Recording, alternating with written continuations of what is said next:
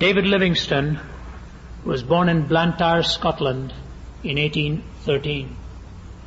He was born into a home where his father used to put him on his knee and read to him stories of great missionary exploits, one particularly Carl Gutzlaff, the Dutch missionary, who doubled up as a medical missionary too.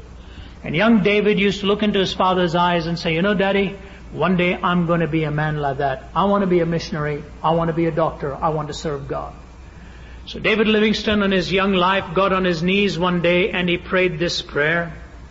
He said, "Send me anywhere, only go with me. Lay any burden on me, only sustain me. Sever any ties but the ties that bind me to your service and to your heart." And he said, through it all, the words of God came to me.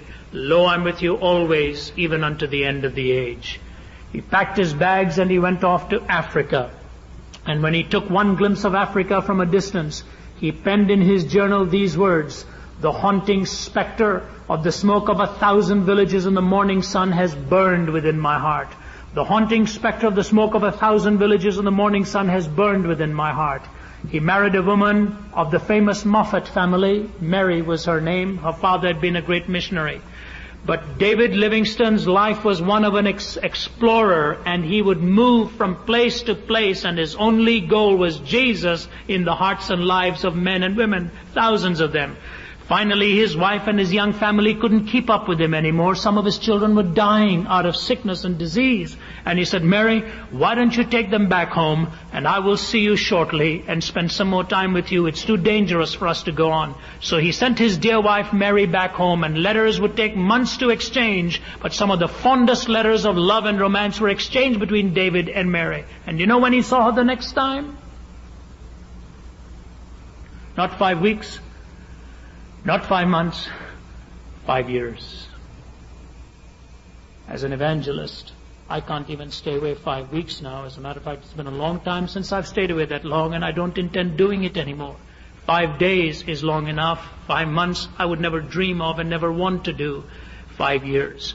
I am neither condemning the man nor exalting the man. I'm just telling you what went on in his life.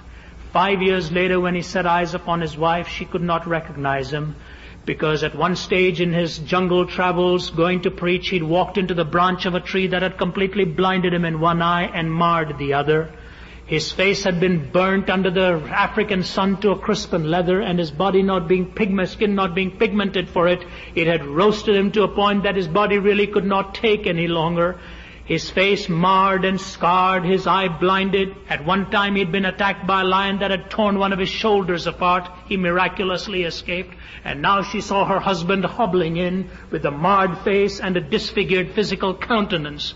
And yet, hours before he arrived, they had buried his father, and David wept because he'd longed to look at his dad and tell him stories firsthand that his father had only told him thirdhand. Biographical sketches tell us that when David Livingstone walked into every university in the British Isles, students and faculties would rise to a standing ovation. They knew they were standing in the presence of a giant of a man. Finally, he went back to his wife one day and he said, "Honey, the haunting spectre of the smoke of 1,000 villages in the morning sun is still burning within my heart. We need to go back." And at one point she decided that he should go, but she couldn't. She had to be with the children.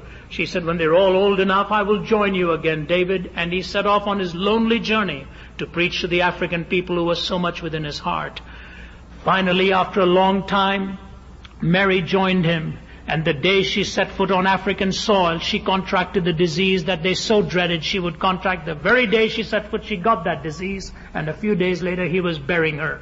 Lowered into the soil of the African earth there, an eyewitness said David Livingstone knelt beside the grave and he was weeping his heart out, and they overheard him praying, "My Jesus, my King, my life, my all, I again consecrate my life to Thee.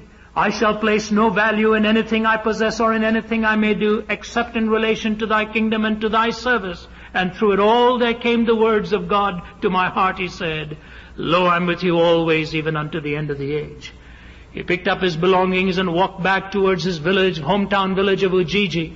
When he arrived and went into his little home there, he found out somebody had played a cruel joke on him and stolen his medication that he so needed because his body was racked with pain, untold pain. He walked in constant agony.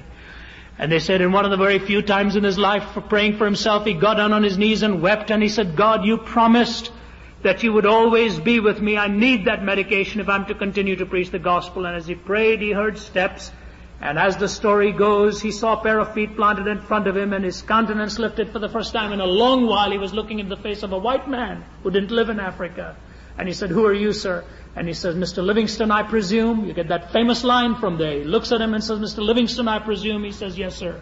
He says, Mr. Livingstone, I'm a press reporter consigned to do a story on your life. I want you to know two things about me. Number one, I'm the biggest swaggering atheist on the face of the earth. Please don't try to convert me. Number two, somebody has sent some medication from me for you. He says, give me the medication, please.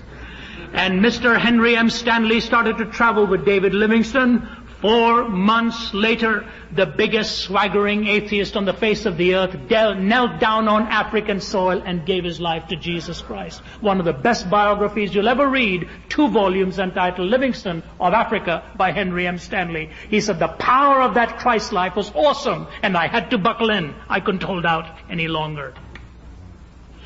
Finally, as his body began to shrivel with high temperatures and pain, they used to carry him around from village to village on a stretcher. One day, preaching from a stretcher with his body literally trembling, he finally looked at 2 of his national brothers and says, please take me back home. I am very, very ill. I'm very tired. I need some sleep. They brought him back to his little home and were about to spill him over onto the bed when he says, no, please help me onto my knees. And Livingstone buckled down on his knees by the side of his bed and clasped his hands and started to pray. His prayers were so profound, his sanctuary was so unique, that the African brothers felt it would be blasphemy to stay in this single communion with God. And they stepped out of his little room. And then somebody came running and said, I need to see Mr. Livingstone for a moment. They said, shh, quiet please, he's praying. 5 minutes went by, they looked in, he was still on his knees. Several minutes went by, looked in, still he was on his knees. A protracted period of time went by, they turned in, he was still on his knees. Till one of them felt the man was just too tired to continue to pray. He needed to get some sleep. They walked over towards him, and one of them shook him by the shoulders and said, Bwana, Bwana. And Livingstone fell over. He was dead. He died exactly the way he had lived, in the presence of his Lord. He didn't run from his voice. He didn't wave a lamp that had no light in it. He didn't sell his soul for some earthly pleasure. But the haunting specter of the smoke of 1,000 villages had burned itself within his heart till he could say, my Jesus, my King, my life, my all.